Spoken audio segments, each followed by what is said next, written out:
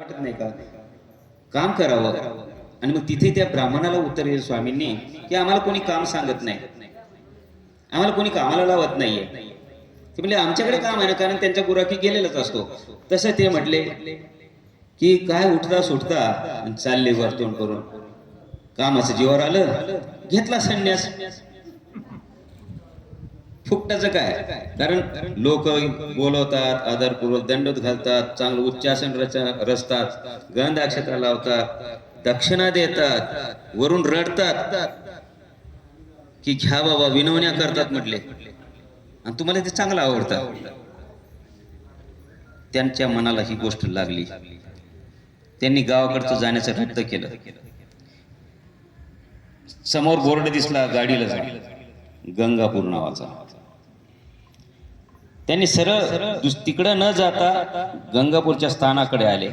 स्थान तर अगोदर उघड्यावरच होतं, आता तरी थोडी पत्रे 2-4. अगोदर उघडच होतं ते, कुठलाच निवारा नाही, आसरा नाही, काहीच नाही. अशा प्रकारचं हे स्थान. त्यांनी निर्धार केला की आपण स्थानावर गेल्याशिवाय पाणी प्यायचं नाही. काही हो म्हटले, तिथून हालायचंच नाही. खरंच म्हटले, देवावर आपला विश्वास असला, भरोसा असला ना, देव आपल्याला जागेवर जेवायला देणार आहे म्हटले. निर्धार केला त्यांनी. उतरले बस स्टँडवर, निघाले स्थानाकडे. विचारित कुणीकडे स्थान. निरोप म्हणजे जागाचं ठिकाण पक्क झालं, मिळालं, आणि ते पोहोचले तिथे. आणि पोहोचल्यानंतर थांबले. कुणाकडेच गेले नाही, पाणी मागितलं नाही, जेवण मागितलं नाही, काही नाही. आपलं आपलं नामस्मरण देवाचं. देवा, तू तर सगळ्यांचा करता धरता, संकटहार, विघ्नहार, आधार तूच आहेस ना. दुसऱ्या आधाराची आम्हाला तर गरजच राहिली नाही. देवा, तूच आधार आहेस मला. असा हा निर्धार करून तिथे बसले ध्यानाला. सायंकाळ झाली, दिवस मावळतीकडे गेलेला आहे. आता जशी इथे बहुतेक ते मारवाडीच असावेत अंदाज बरं का. तशी तिथे म्हणले दररोज एक ते मारवाडी येत असायचे म्हणजे दर्शनाला स्वामींच्या, म्हणजे स्थानाच्या. म्हणजे त्या प्रत्यय या नावाच्या पुस्तकामध्ये याचा उल्लेख आहे. तुम्ही वाचला असेल काय माहित नाही तरी, परंतु मग काय झालं, थांबले. ते आले, त्यांनी वंदन केलं, प्रदक्षिणा घातली त्या स्थानाला, तेवढ्या चौकाच्या येतात. त्यांना विचारलं, दंडोत बाबा. ते म्हणजे देवरक्ष. देवरक्ष बाबा, कुठून आला, कुठल्या गावचे? ते म्हणजे कुठलाच नाही, मी देवाच्या गावचा आहे. कुठलंच गाव नाही. आपण विचारतो ना, बाबा तुम्ही कोणत्या आश्रमातले, कोणत्या गावचे? त्यांनी उत्तर दिलं, माझं गाव म्हणजे सर्वज्ञ श्री चक्रधर प्रभू, दुसरं काहीच नाही. तुम्ही कुणाशी? मी देवाचा शिष्य. मग आता तुमची व्यवस्था काय? इथं तुम्ही थांबले नाही, इथं कोणी येत नाही, जात नाही, इथं त्रास होईल तुम्हाला. माझा देव माझा रक्षण करणार आहे. बर म्हटले. सोबत त्यांचे एक नोकर होते, आणि मग त्याला सांगितलं, जा घरी डबा घेऊन ये, यांना जेवायला दे. पहिला दिवस निर्धार केलेला, देवाच्या भरोश्यावर अत्यंत श्रद्धा भक्ती असल्यामुळे देवानं मदत केली, सहाय्य केलं. बरोबर आहे का? दुसरा दिवस झाला, बघूच म्हटले. देवाने सांगितले ना, तुम्ही उभे राहा माझ्या मार्गावर, काय सहाय्य होत नाही, मदत होत नाही, बघूया म्हटले. दुसरा दिवस झाला, ते सकाळी आले, निरोप दिला. ते महात्मे आहेत का? म्हणले हो आहेत. अरे मग डबा घेऊन. असे 2-4 दिवस तिथे राहिले, आणि म्हणून तिथून निघले. मग आठवण विचार करीत, म्हणजे याचा अर्थ देवाच्या भरोश्यावर जर आपण निघालो तर देव आपल्याला उपाशी ठेवू देत नाही. सकाळीच निघल्यापासून 4-4 वेळेला दुपारपर्यंत मिळते की नाही? 4 वेळेला. हे कुठे? सकाळी चहा झाला, बिस्किट झाले, साबुदाणा झाला, खिचडी होतीच, तेही फस्त झाली. किर्लोस्करची मशिनरी सगळे मजबूत आहे, खटा चांगलं ओढतात. त्याच्यानंतर समोसे भेटले. आमच्या आहेर साहेबांनी दिले रस्त्यामध्ये. आहेर साहेबांची ओळखच असेल. आले त्यांनी, तेही झाले. बाबा किती लांब आहे आता गंगापूरचं स्थान? आता त्यांचा हेतू आमच्या लक्षातच आला. स्थान विचारलं का त्यांनी? मनातून काय विचारलं? लय ऊन आहे. मग म्हणून मी आता त्यांना मुद्दामच फोन केला, आणखी कितीक लांब हो मंगल कार्यालय, ते पहिलं ठिकाण बरं होतं जवळच्या जवळ. कारण बॉयलर पेटलेले जातात, कारखाने सुरू झालेत ना. आणि मग काय झालं, असा हा स्थानाचा महिमा. आणि याच ठिकाणी एक या मार्गावर, गंगापूरच्या मार्गावर एक चांगली घटना आहे. एक दृष्टांत सर्वज्ञ श्री चक्रधर प्रभूंनी पद्मनाभी देवांना निरूपण केलेला आहे. तो आता आमचे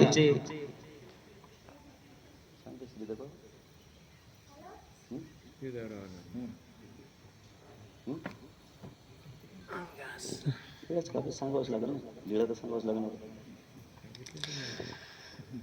तरी एक चांगली अत्यंत आणि बोलकी अशी ही या मार्गावरची लीळा आहे, ती घटना आहे. सर्वज्ञ श्री चक्रधर प्रभूंनी त्या पद्मनाभी देवाच्या मनातला भाव ओळखला. आणि काय काय घडतं, कसं कसं घडतं. आजकाल खुर्चीसाठी काय काय चालतं, खुर्ची सोडावी का असं वाटतं कोणाला, सोडावी म्हणून.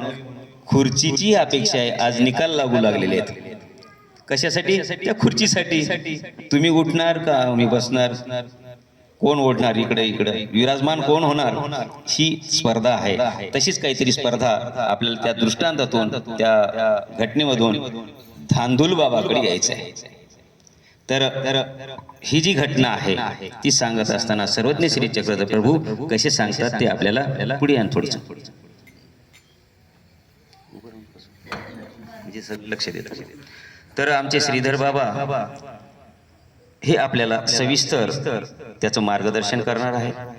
गेल्यानंतर आपण कुठे कुठे गेलतो, कसे गेलतो हे आपण आठवायचंय, नामस्मरण करायचंय, तिथली घटना काय घडली होती हे आपल्याला ऐकायचंय. आणि नंतर आपण इथल्या स्थानिकांचे ज्यांनी सहकार्य केलं, हे आपल्या महानुभाव भक्त परिषद जिल्हा लातूर द्वारा आयोजित केलेल्या पदयात्रेकरूंतर्फे, संयोजकातर्फे, संचालकाच्या वतीने आपण नंतर आपले आभार ऋण व्यक्त करणार आहोत. दंड प्रणाम. भगवान श्री चक्रधर स्वामी की जय. आजचा आपला पदयात्रेचा हा दुसरा दिवस.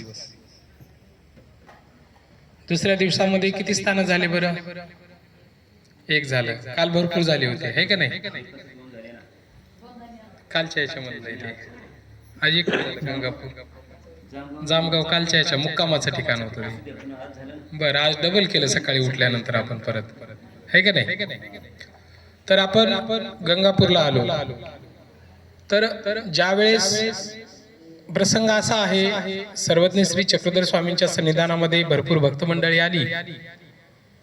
त्याच्यामध्ये जे पद्मनाभी देव म्हणून बीडचे होते, त्यांचाही देवाच्या सन्निधान त्यांना लाभलेला आहे. आणि मग प्रसंगानुरूप देवाच्या सन्निधानात त्यांना राहण्याचा योग आला.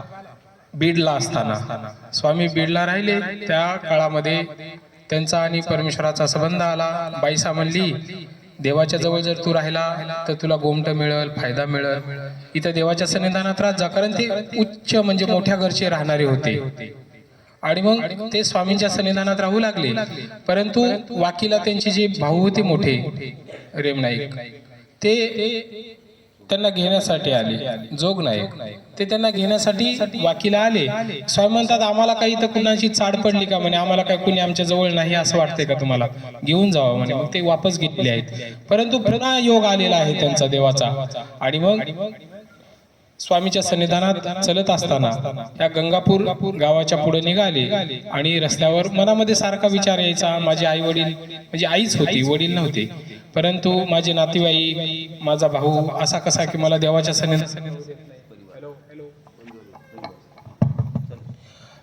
सन्निधानामध्ये मला राहू देत नाही. माझे घरचे सर्व असेच आहेत. किती देवाचं सन्निधान चांगलं आहे. बाईसांनी पहिलं सांगितलेलं होतं, त्यामुळे त्यांना आवडी निर्माण पहिलीच झालेली होती. परंतु ही बाकीची मंडळी त्यांना कसं काय, आमच्या घरच्यांना का देवाबद्दल एवढी आवडी नाही, म्हणून ते मनामध्ये सारखा विचार करत होते.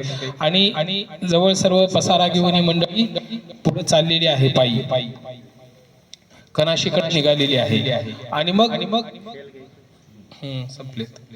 मग स्वामी म्हणतात, बाई हा पोरू धांदूल मोक्षा जातो असे म्हणे. म्हणजे मनामध्ये विचार करत आहे की सधीहीच मोक्षाला जावं अशी याची इच्छा आहे. म्हणजे मी तर जाणार, पण माझ्यासोबत माझ्या सर्वांचं भलं व्हावं. जसं की शास्त्री बाबांनी पदयात्रा काढली, पण त्यांना वाटायले की सर्वांनाच आपण पदयात्रेत स्थान घडवावं, असं त्यांच्या मनामध्ये चांगले विचार. परंतु ह्याच्या मनामध्ये आपलेपणा, म्हणजे माझे नातेवाईक आहेत, इथं काही शास्त्री बाबाचे कोणी नातेवाईक नाहीत, परंतु त्या पदयात्रेमध्ये म्हणजे धांदूल बाबांना पद्मनाभीला वाटत होतं की माझे आई वडील देवाच्या सन्निधानात जर आले तर सर्व मार्गाला लागल्या जातील, सर्व उपदेशी होतील, अनुयायी होतील, देवाच्या सन्निधानात राहतील आणि मलाही सुखा समाधानाने राहू देतील, असे ते मनामध्ये विचार करत होते. मग बाईसा जवळ होत्या.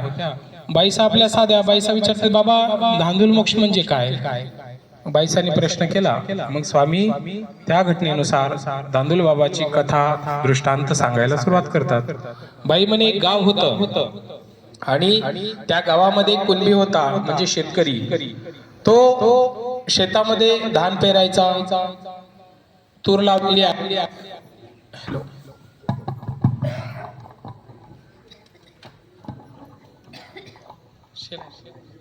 तूर लावलेली आहे आणि स्वर्गातून इंद्राचा ऐरावत म्हणजे हत्ती, जे त्याचं वाहन आहे ते खाली उतरलेलं आहे भूलोकामध्ये, आणि त्यानं ते सर्व धान तुरीचे दाट मोडलेले आहेत, सर्व खाऊन टाकलेलं आहे आणि पुन्हा ते उत्पवन करून उडून गेलेला आहे. सकाळी तो कुणबी शेतकरी येतो, धांदूल बाबा, म्हणजे धांदरट असल्यामुळे तो धांदूल बाबा त्याचं नाव पडलेलं. एखाद्या व्यक्तीचं नाव वेगळंच असतं, परंतु त्याच्या काहीतरी गुणामुळं, त्याच्या त्या वागण्यामुळं, धावपळ करण्यामुळं नाव पडलेलं असतं. मग ते काय म्हणतात, सकाळी काल तर माझं धान चांगलं होतं, तूर चांगली होती, सर्व पीक व्यवस्थित होतं, कुणाचं मसरू आलं की म्हणजे ढोर आलं आणि माझं पीक खराब करून टाकलं, खाऊन टाकलं, म्हणून दुसऱ्या दिवशी राखण्यासाठी तो येऊन थांबलेला आहे. आणि दुसऱ्या दिवशी परत ते ऐरावत हत्ती आलेला आहे आणि ते पाहिलं तर त्यानं ते एवढा मोठा हत्ती पहिल्यांदाच पाहिलेला होता आणि त्यानं ते सर्व शेतामधलं धान हे ते खायला सुरुवात केली. धांदूल बाबांनी सोबत काठी आणि घोंगडा आणलेलंच होतं संध्याकाळी. मग तसंच त्यानं त्याच्या पाठीमागं काठीनं मारायला सुरुवात केली आणि ते हत्ती पुढं चालायला लागला आणि तेवढ्यात त्यानं उत्पवन केलं, म्हणजे ओढायला सुरुवात केली. मग धांदूल बाबाने त्याच्या शेपटाला धरलं आणि ते दोघंही स्वर्गामध्ये त्यांच्या मुख्य स्थानाला, मुख्य ठिकाणी पोहोचलेले आहेत. पण तिथं पोहोचल्यानंतर तिथं इंद्रसभा भरलेली होती. त्या इंद्रसभेमध्ये सर्व व्यवस्थित, हा शेतकरी माणूस, कुठं चिखल लागलेला, कपडे भरलेले असतील, आणि ते पाहिलं आणि तिथून त्यानं आपल्या गावठी भाषेमध्ये, जे त्याची मूळ बोली भाषा आहे, त्या भाषेमध्ये सांगितलं, हे कुणाचं ढोर आहे म्हणे आमच्या शेतामध्ये आलं. सर्व ती मैसभा भरलेली होती. सर्वांनी एकमेकाकडे पाहिलं की हा माणूस कोण आहे की खालून वरी आलाय आपल्या स्वर्गामध्ये, आणि याचं काय मराठी भाषा वेगवेगळी. आता आपल्यामध्ये जर लातूरची भाषा, संभाजीनगरची भाषा, काही फरक जाणवल का नाही? त्या भाषेचाही त्यांच्यावर परिणाम झाला आणि मग ते एकमेकाकडे उभं बघायला लागले. मग त्यांचा जो सेवक होता त्यांनी सांगितलं, काय केले? इंद्र जो होता त्यांनी विचारलं की काय केले आमच्या वासराला? त्यांनी सांगितलं, यानं आमच्या शेतामधलं सर्व धान खाल्लेलं आहे आणि याचा मोबदला मला मिळालाच पाहिजे. बरं, याचा मोबदला किती आहे? त्याने सांगितलं, माझं एवढं. बरं, तुझ्याकडे काही आहे का आथरायला? आथर म्हणे. मग त्यांनी ते आपल्या जवळ जे आणलेलं होतं घोंगडं ते आथरलं आणि त्याच्यावर मग त्या इंद्रानं त्याच्याकडचे जे आसू असतील, मोहरा, दागिने, सर्व काही त्याच्यात टाकले आणि त्याने ती गाठ मारली. आता आलो म्हणे, पण जाणार कसं? आपण आलो पायी आणि जाणार कसं? पायीच. तसं त्यानं आला कशावर? हत्तीवर. परंतु जाणार कसं? आता ते मालकाच्या घरी गेला त्यानं, पण वापस ठीक आहे म्हणे, जसा आला ना तसा जा, घेऊन जा म्हणे आजच्या दिवस त्याला सोबत. मग परत वापस आलेला आहे, घरी गेला, बायको जवळ सर्व साहित्य दिलं ते आणि जपून ठेवू म्हणे, कुणाला काही सांगू नको, हे आपलं व्यवस्थित विल्हेवाट लावू म्हणे. आणि सकाळी मग दुसऱ्या दिवशी पैसा आला, माणूस की खर्च वाढलेला आहे, ज्या घरात गरजेच्या वस्तू आहेत त्या खरेदी करायला सुरुवात केली, राहणीमान बदललं, कपडे बदलले, तोंडामध्ये तांबूळ पान सुरू झालं खाणं, म्हणजे व्यवस्थितपणा आला. मग शेजारच्या ज्या बाया होत्या त्या विचार करायला लागल्या, दांदूल बाबा तर पहिला असा होता, आता तर व्यवस्थितपणा आला दांदूल बाबामध्ये, एवढा पैसा आला कुठून दांदूल बाबाकडे. म्हणून त्या जवळच्या बायांनी कुजबूज सुरू केली. मंडळीला सांगून ठेवलेलं होतं कुणाला काही म्हणायचं नाही, परंतु बायाच्या पोटात राहतं का?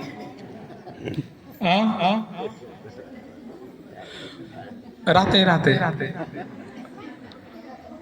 तर त्यांच्या पोटात राहिलं नाही दांदूल बाबाच्या बाईच्या. तिनं सांगितलं आणि मग काय सुरुवात झाली, एकाचा दोघाला तिघाला अशी माहिती होत गेली. मग एक आजी भेटली. आजी म्हणे, दांदूल बाबा म्हणे, माझी परिस्थिती तुला माहिती म्हणे, माझी अशीच तारांबळ चालली, मलाही जरा वरी आणखी म्हणे, ह्या खड्ड्यामधून वरी काढ म्हणे मला पण.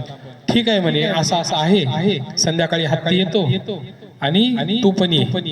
मग त्या आजीनं जवळच्यांना सांगितलं. मग सर्वच दांदूल बाबाच्या माग लागले की आम्हाला पण घेऊन जा, आम्हाला पण स्वर्गाला ने, आमची लय तारांबळ चालली, आम्हालाही पदयात्रेला घेऊन चला म्हणतात. तसं ते सर्व पदयात्रेला निघाले त्यांच्या स्वर्गात जाण्यासाठी.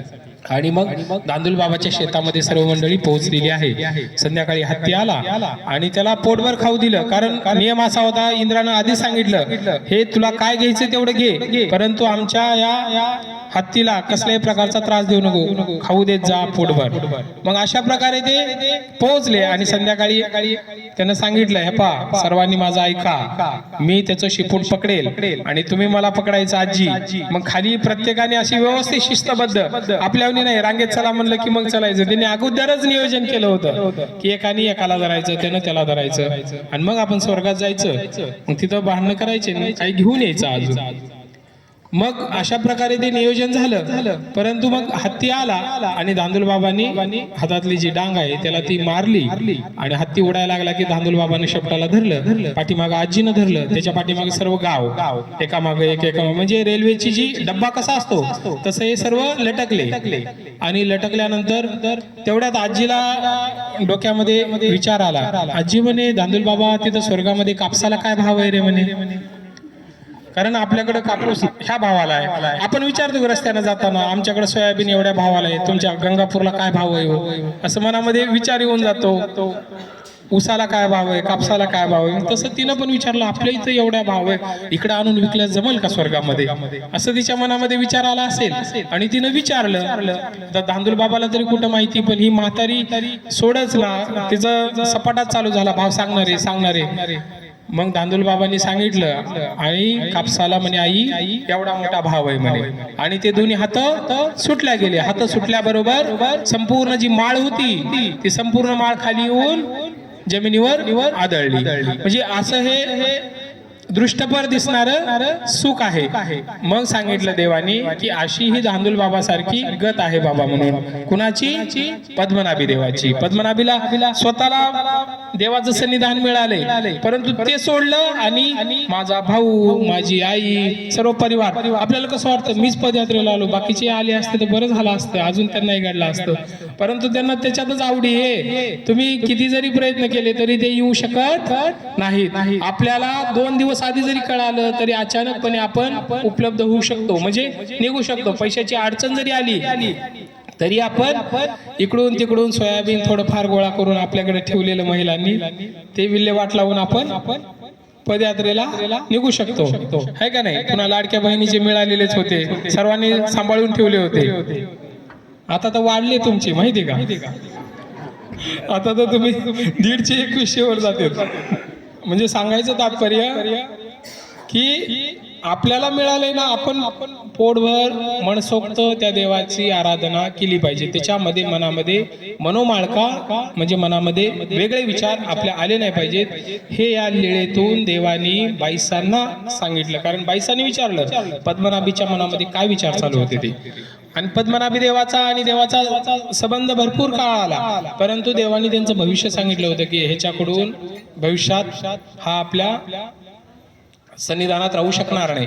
आणि तसाच योग आला, कारण ते पुन्हा काही सन्निधानात येऊ शकले नाही. म्हणजे सांगायचं तात्पर्य की आपण जर पदयात्रेला निघालो तर आपला घरचा विचार आपण तिकडे सोडून आला पाहिजे. नाही तर पदयात्रेमध्ये माझी सून काय करत असेल ग, तिला फोन लावून, ते झालं नाही पाहिजे. एका विचारानं आपण परमेश्वराच्या मार्गावर लागलो तर 10 दिवस 9 दिवस आपले घरचे संबंध नको. तर हे गंगापूर आहे. या गंगापूरला आपली जी ही उपदेशी मंडळी आहे, ज्यांनी हे आयोजन केलेलं आहे, आपल्याला व्यवस्था केलेली आहे. कारण इथली अवस्था खूप अवघड आहे. शास्त्री बाबांनी तुम्हाला सांगितलं की या गंगापूरला जो उपद्रवी आपल्याला धर्माला स्थानाला जो उपद्रव होतो तो खूप होतो. आजही आमच्या एका गाडीला झाला. जे सांगायचं तात्पर्य की इथं खूप अवघड आहे. तरी ही जी आपली उपदेशी मंडळी आहे ही धर्माला कट्टर आहे, ठाम आहे. त्यांच्यामुळं हा धर्म इथं टिकून आहे. तर अशा या उपदेशी मंडळी ह्यांच्याकडून असंच सतत धर्म कार्य घडत राहू. येणारी हीच पदयात्रा नाही, अशा किती पदयात्रा आपण निघून चाललो एक दिवस, परंतु वर्षाला 2, 3, 4 पदयात्रा येते. पुन्हा मोटरसायकल गाडी यात्रा प्रत्येक जण येत राहतात. प्रत्येक जण ह्यांनाच फोन करत राहतं की बाबा आम्हाला स्थान काही सापडत नाही. कारण इथले लोक सांगत नाहीत. मग हे लोक त्यांच्या वेळेतला वेळ काढून धर्मासाठी तळमळीनं उभा राहतात. म्हणून ह्यांचं कार्य असंच उत्तरोत्तर वाढत राहो. यांच्या घरामध्ये सुख समृद्धी नांदू ही प्रभूचरणी प्रार्थना. भगवान श्री चक्रधर स्वामी की जय.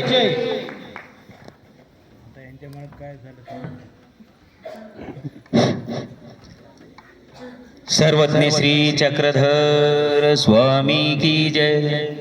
आपण इथल्या या स्थानाचा महिमा, त्याचं महत्व याविषयी व्यवस्थित सविस्तर जी घडलेली घटना आहे, लीळा आहे.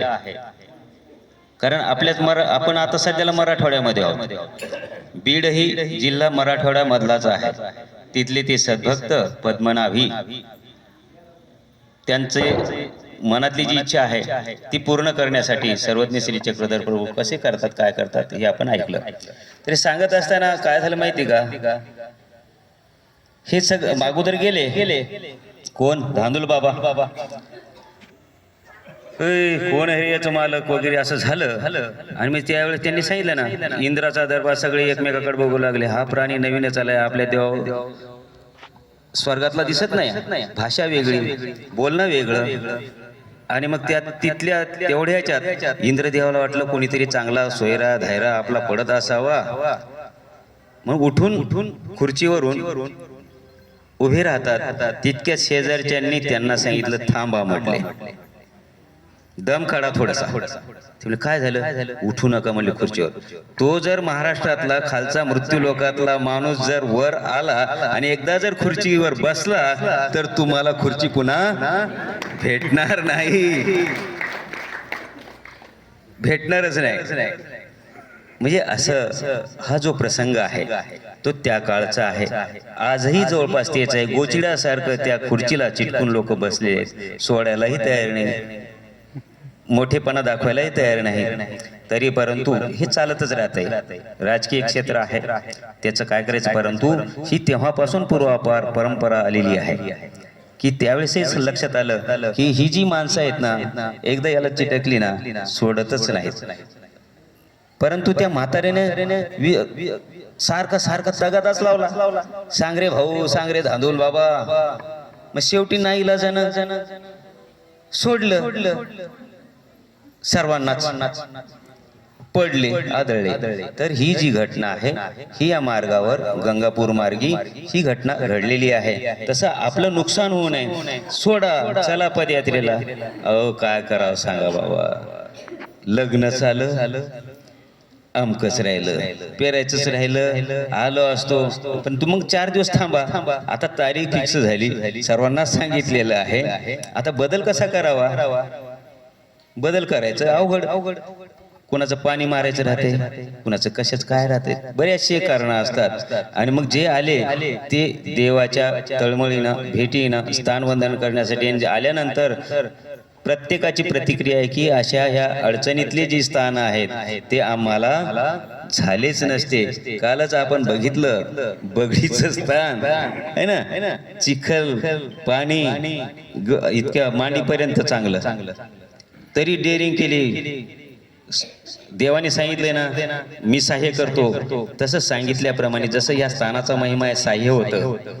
तसंच येत असताना सहाय्य झालं, चिखलातून का होत नाही, तुडवत का होत नाही, एक पाय फसायचा दुसरा काढायचा, खाली काट्या असायचे, कधी दगड असायचे ते टोचायचे, असं करायचं पण जिंकलो म्हणायचे, निघलोच, निर्धार केला ना, स्वामींनी सांगितलं ना, अभिवचन दिलेलं ना आपल्याला, त्याप्रमाणे निघालो.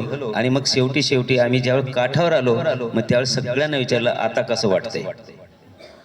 मग प्रत्येकाने उत्तर दिलं आता चांगलं वाटतंय, थंडगार वाटायला लागले, बरंच वाटायला लागलं म्हणले. म्हणजे याचा अर्थ त्या परमेश्वराच्या मार्गावर ज्यावेळेस आपण चालतो ना, परमेश्वर सहाय्य करतात, तुम्हाला कष्ट झेलावं लागतात, दुःख सहन करावं लागतं, कधी कधी येते स्थान असं वाटते तुमच्या ठिकाणी ती जिज्ञासा आहे, आवडी आहे, अर्थता आहे, अप्राप्ती असल्यामुळे तुम्हाला त्याच्या उत्कंठा असल्यामुळे तुम्हाला वाटतं देवाची भेट, स्थानाची भेट केव्हा केव्हा होईल, है ना.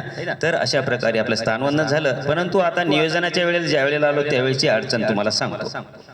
आम्ही 5 जण तुम्हाला सांगितले कोण कोण होते, आणि 6वी एक गाडी दुसऱ्याची, म्हणजे नांदगावची गाडी, आणि माझं सोमठाणा, तोंडोळी, अजनी आणि मी असे 5 जण समजा अगोदर आलो. म्हणजे आबा बरोबर आहे का. आणि ते पावसाळा होता ना, ऑगस्ट महिन्यामध्ये फार पाऊस झाला, चिखल, गाड्या जायला तयार नाही प्रत्येक ठिकाणी. मग फोन नंबर मिळाले याचे त्याचे. मग त्यामध्ये आम्हाला नवनाथ भाऊंचा नंबर भेटला. त्यांना फोन केला, असं असं आहे. ठीक आहे म्हणे, तुम्ही यायचं तर या, काही चिंता करू नका, पण जेवण्याचं कसं आहे बघा. म्हणजे काय विचारलं, कारण उशीर होतो ना आम्हाला येण्याला, वेळी झाली का कुठे, हे अगोदर काय विचारलं त्यांनी. म्हणून तर म्हणलं स्थानाचा महिमा आहे, अन्नदानाचा, की अगोदर अन्नदान. कारण ज्या अन्नदानावर, म्हणजे जे आपण दैविकी भाषेमध्ये, पंथीय भाषेमध्ये भूत भजन, पूर भजन म्हणतो ना, तर हे भूत भजन कसं घडावं काय नाही याची जाणीव असलेली, ज्यांना चांगल्या प्रकारचे संस्कार ज्या बाबांचे आहेत, जे त्यांचे शिष्य आहेत बरेचसे, आता हे सांगायची गरज नाही कोणते बाबांचे. रात्री सांगितलं होतं आपण, कोणत्या बाबांचे म्हटलं होतं आपण, नाव घेतलं होतं. कुठले बाबा, कोणत्या गावाचे, मोठे बाबा जाधववाडीचे. अरे बघा, आणि त्यांचे शिष्य आहेत. आमच्यात बी बरेचसे शिष्य आहेत बाबांचे, प्रदीप भाऊ त्यांचीच. तर मग त्यांच्याकडे आलो, आणि मग सकाळच्या वेळेला वरकड सर, बरोबर आहे का, कोण आहेत मला माहित नाही, आणखी चेहरा चष्मेवालेच का, हा बरोबर, अंदाजानुसार तर्कानुसार लावतो मी अंदाज, हालचालीवरून, आकार रिंगिते गत्या चेष्टया परिभाषणे याप्रमाणे अंदाज लावला की हे सर असावेत. तर त्यांचं नाव सांगितलं, त्यांना फोन केला, बरोबर का, त्या सुरुवातीच्या वेळेला, की असं असं आहे. ठीक आहे, काही हरकत नाही. किती लोकांचे, आम्ही त्यावेळेस सांगितलं 200, 250, फार झालं तर 250, काही हरकत नाही म्हटले. दुसऱ्या वेळेस आलो पोस्टर पत्रिका वगैरे लावण्यासाठी, तर आता येता आल्यानंतर ते पोस्टर आता 4 आणि बी राहिलं का नाही काय माहित नाही. त्यावेळेस एक पत्रिका वगैरे दिली, आणि त्यांना सांगितलं काय हरकत नाही, किती असू द्या, फक्त 2 दिवस तुम्ही आम्हाला फोन करा. पण म्हटलं कसं राहतंय, जोपर्यंत आम्ही एकत्र येत नाही तोपर्यंत संख्या सांगता येत नाही. नेवरगावला सगळे आम्ही ज्यावेळेस सम्मिलित होऊ, एकत्र येऊ, तिथून पुढे आकडा आमचा निश्चित होतो. पण तोपर्यंत हा अंदाज आहे, प्राथमिक अंदाज. जसं सर्वे होतं ना पोल निवडणुकीचा, आमका येणार तमका येणार, याला बहुमत दिसतंय, प्रत्येकाचं मत बघतात ना. परंतु जोपर्यंत निकाल लागत नाही तोपर्यंत काही सांगता येत नाही पक्क किती आघाडी किती पिछाडी आहे. तर अशा प्रकारे तिथे एकत्र आलो. आल्यानंतर त्याच्या सांगितलं आकडा की 250 तर 100% आहेत, पक्के आहेत, त्यात काही बदल होत नाही. तर अशा प्रकारे ते म्हणले काही हरकत नाही. तर आज त्यांच्याकडून आपल्याला दुपारचं भोजन आहे. आपला वेळ वाढत चाललेला आहे, विडा समर्पण झालेलाच आहे. आपण एक कमीत कमी उपहाराची एक आरती म्हणूया. आता केडा करायचं राहिला, ठीक आहे, मग या. तर हा जो परिवार आहे हा नेहमी, आणि एक ते मला फोन आलता, त्यांना सांगितलं होतं मी की सुदाम महानुभाव म्हणून पुजारी आहेत म्हणले. कोणी आहेत का ते आलेले? ते दुसरे होते. तर त्यांनी मला फोन केला, अहो आम्हाला काहीतरी सेवा. मग मी त्यांना म्हटलं इकडे तिकडे बघा, वरच या ना,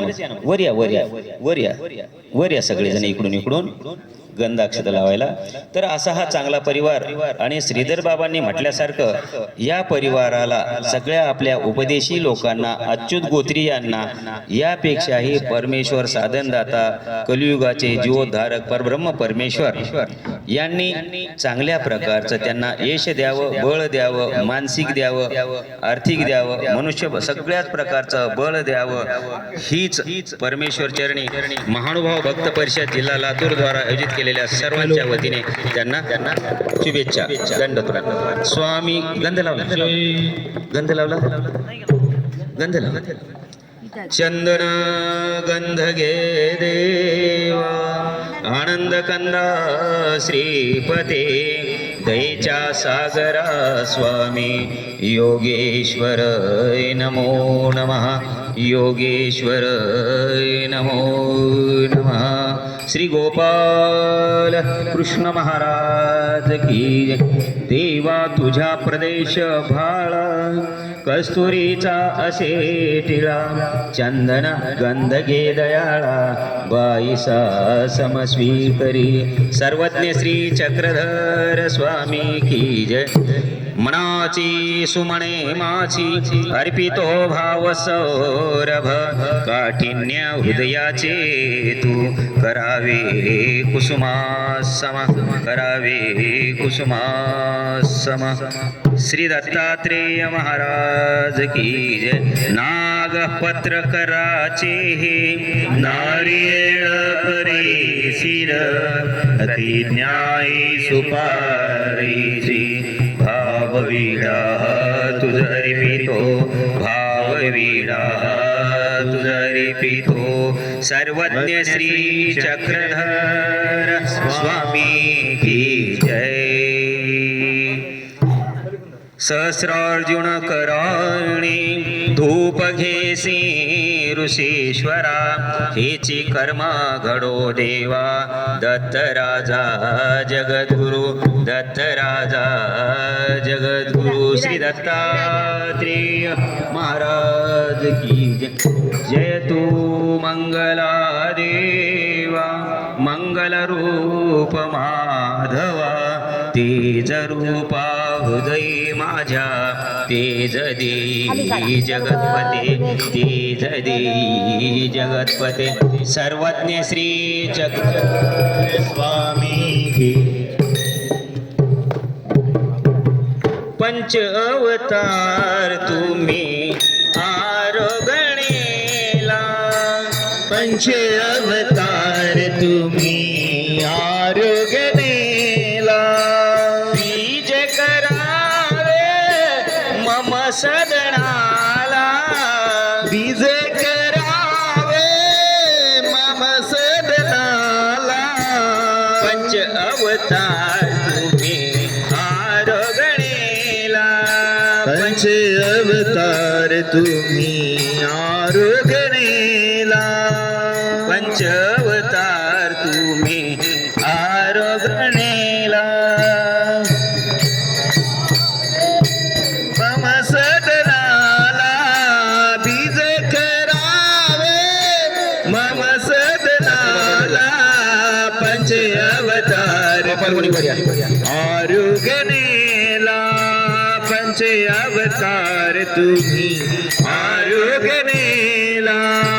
मी दीन दुर्बल दास तुमचा हो, मी दीन दुर्बल दास तुमचा हो. पावन करावे मजपतिता हो, पावन करावे मजपतिता हो. पंच अवतार तुम्ही आरोगणेला, पंच अवतार तुम्ही आरोगणेला. पंच अवतार तुम्ही आरोगणेला, पंच अवतार तुम्ही आरोगणेला. प्रसन्न होऊन मज प्रसाद द्यावा, प्रसन्न होऊन मज प्रसाद द्यावा. शुद्ध जीव मम शुद्ध करावा, शुद्ध देवा मम शुद्ध करावा. पंचावतार तुम्ही आरोगणेला.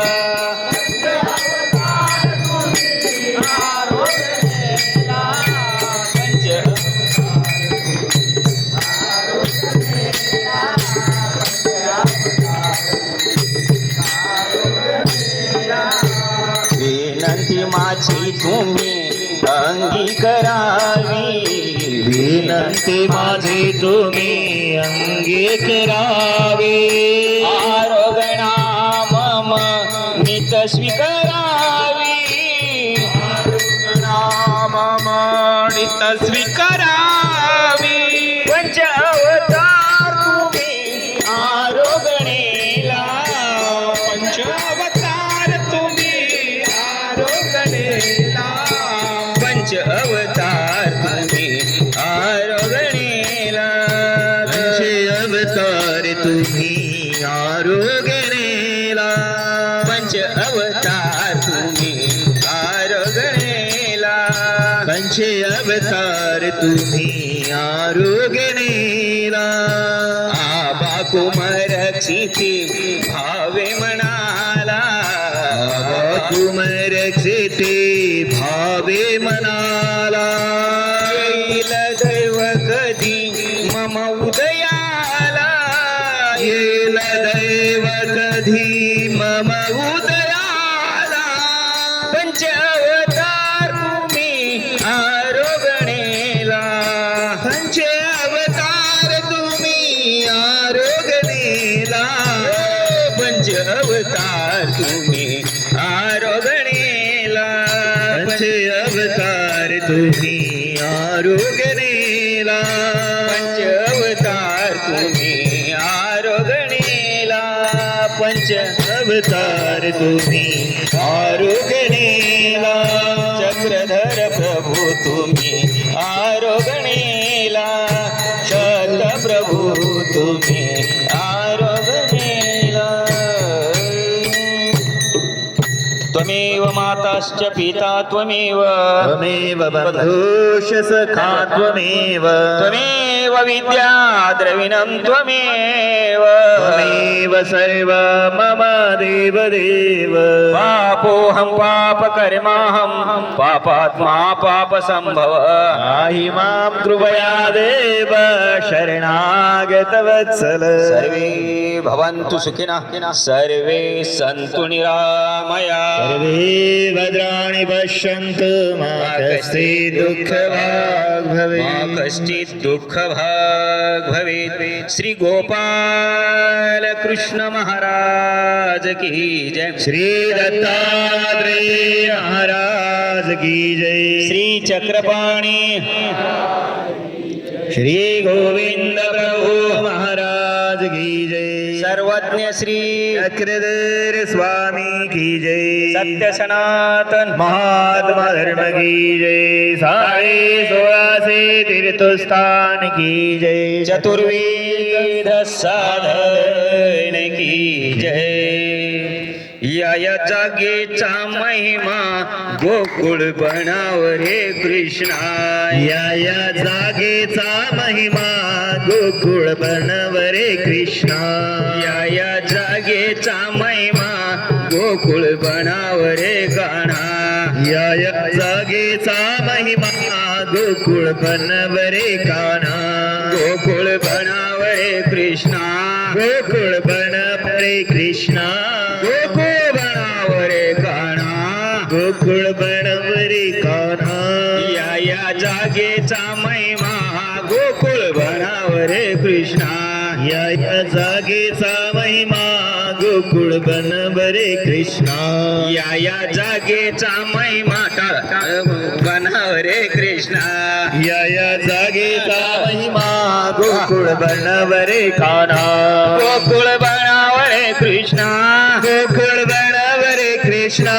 गोकुळ बनावरे कान्हा. गोकुळ बनवरे काना. या जागेचा महिमा गोकुळ बनावरे कान्हा. या जागेचा महिमा गोकुळ बनवरे काना. या जागेचा महिमा गोकुळ बनावरे कृष्णा. कृष्णा या जागेचा महिमा गोकुळ बनवर एकना नामाचा नामाचा नामाचा गजर हरी नामाचा नामाचा नामाचा गजर हरी नामाचा नामाचा नामाचा गजर हरी नामाचा नामाचा नामाचा गजर हरी नामाचा गजर दत्त प्रभूंचा गजर हरी नामाचा गजर दत्त प्रभूचा गजर हरी नामाचा गजर दत्त प्रभूंचा गजर नामाचा गजर दत्त प्रभूचा गजर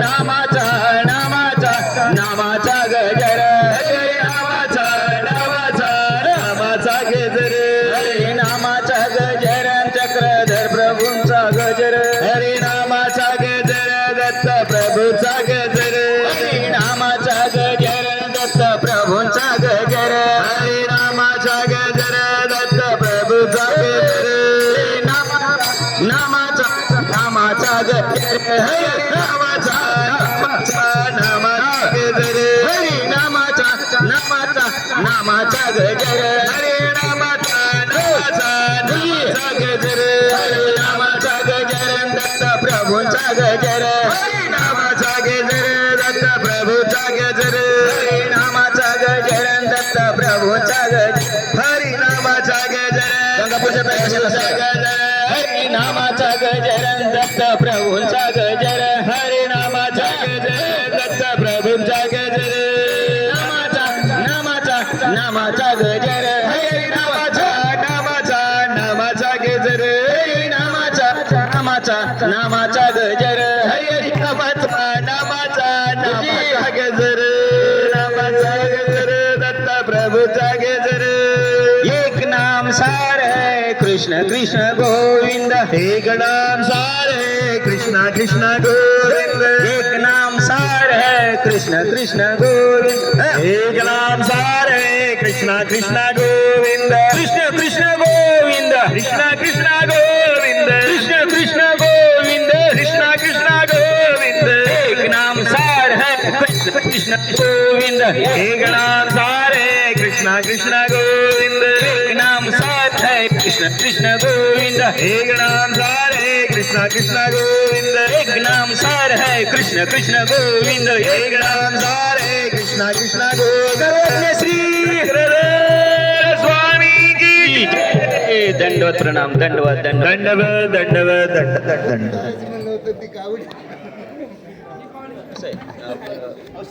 पात्र काढायचं